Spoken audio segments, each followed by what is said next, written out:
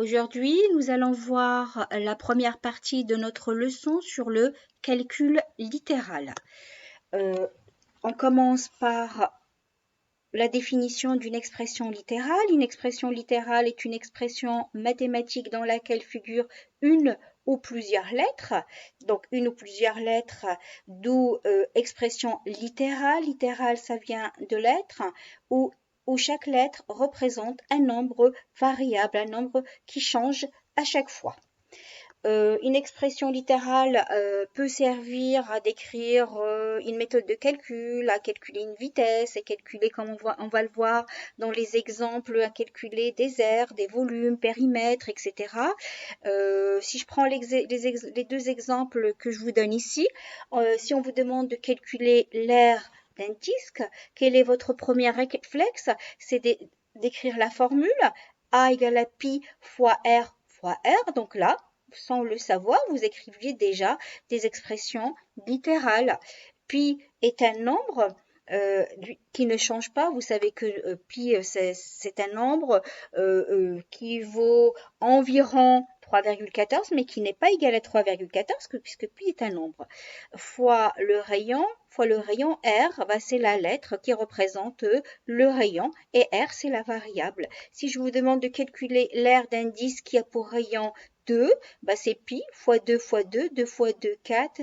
Donc ça fait 4 pi en valeur exacte. Si c'est 3, ça fera 3 fois 3, 9 fois pi, ça sera égal à 9 pi en valeur exacte. Si je vous demande de calculer le volume d'un cube, ici j'ai la variable qui est C. Vous commencez par écrire V égale à C fois C fois C, c'est-à-dire côté fois côté fois côté. La variable, c'est un côté. Si C est égal à 2, ça fait 2 fois 2, 4 fois 2, 8. Donc, ça fait, si c'est en mètres, ça fera un volume égal à 8 mètres cubes.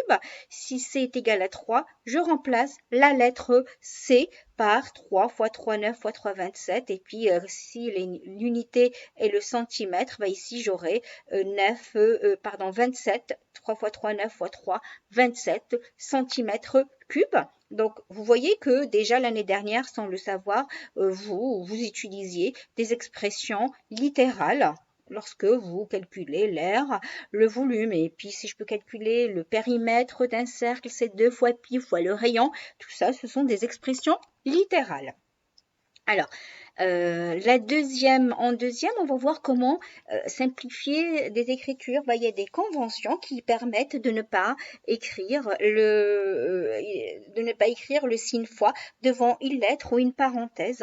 Donc, suppression du signe fois. Il est possible de ne pas écrire le signe fois devant une lettre ou une parenthèse. Pour cela, on utilise les conventions suivantes. On peut supprimer le signe fois devant une lettre ou entre deux lettres. Exemple, 9 fois x, je peux l'écrire tout simplement 9x sans mettre le signe fois. Et quand on voit ceci, 9x, on comprend très bien que c'est 9 fois x. Remarque, on écrit 9 fois x, mais on n'écrit pas x9. Voilà, ceci, on l'écrit pas. Donc, je le barre. Donc, on écrit 9x, on écrit 3x, 4x, 5x, mais on n'écrit pas x3, x5. Là, j'ai le signe fois qui est entre deux lettres.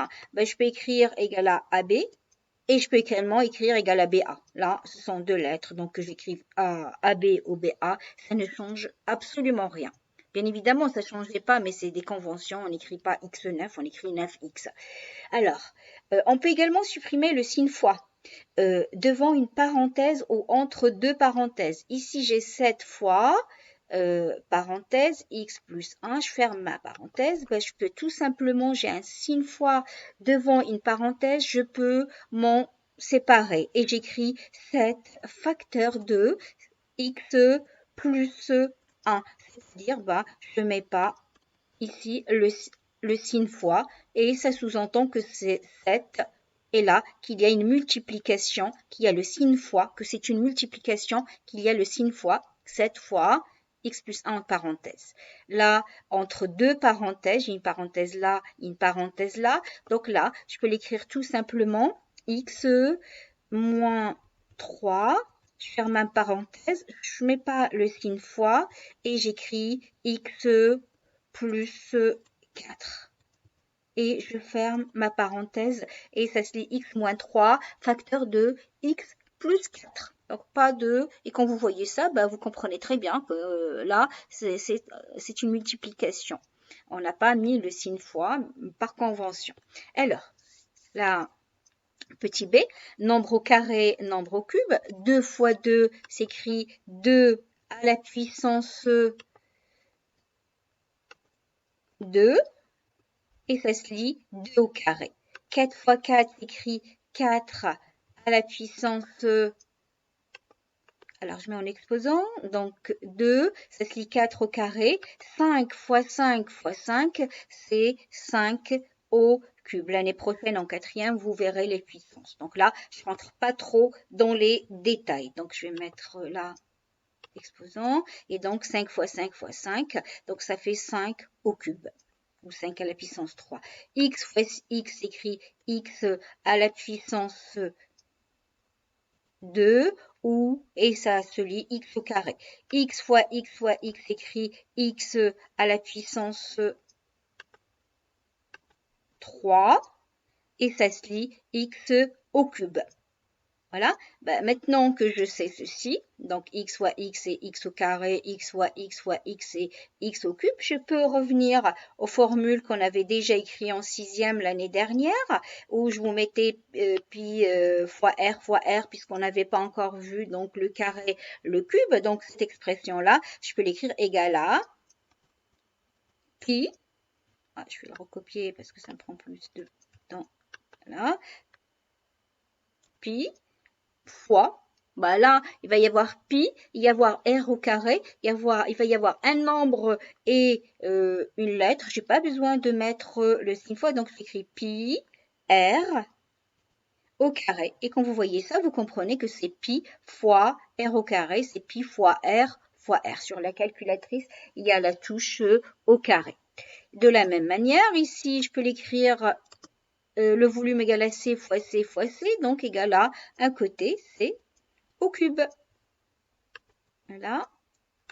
Et donc, j'écris mon 3. Vous voyez, c'est plus court. Quelques remarques. 1 fois x, je vais peut-être laisser un peu, si vous devez le compléter, je laisserai à la fin. 1 fois x, bah, si j'enlève les parenthèses, c'est un x. Pardon, pas la parenthèse, mais le signe fois, un x, mais on n'écrit pas un x, on écrit x. De la même manière, moins 1 fois x égale à moins 1x, mais on n'écrit pas moins 1x, on écrit moins x, tout simplement. 0 fois x est égal à 0, ben, n'importe quel nombre fois 0 est égal à 0. Voilà donc pour cette première partie sur le calcul littéral. Je vais laisser un peu, si vous devez recopier, je vous le conseille de le faire en même temps que, ou de revoir la vidéo et de le faire en même temps. J'espère que c'était clair.